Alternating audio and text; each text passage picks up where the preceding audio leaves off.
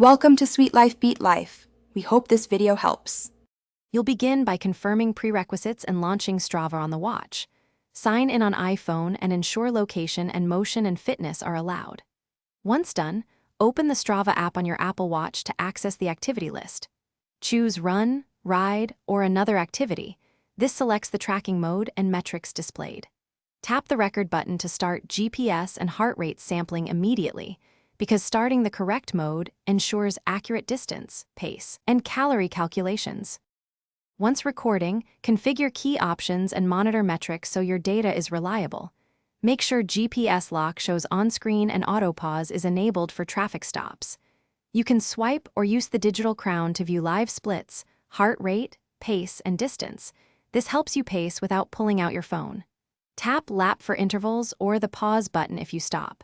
When you finish, press stop and save to upload.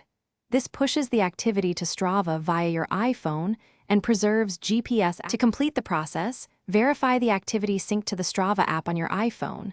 Uploads occur automatically when the watch reconnects. Once saved, add notes or photos in the phone app if needed, and review GPS traces and heart rate. If it fails to upload, first make sure Bluetooth and location are on and restart both devices, then reopen Strava. A key troubleshooting tip: if GPS looks wrong, toggle location services and recalibrate your watch by walking a short route with good sky view.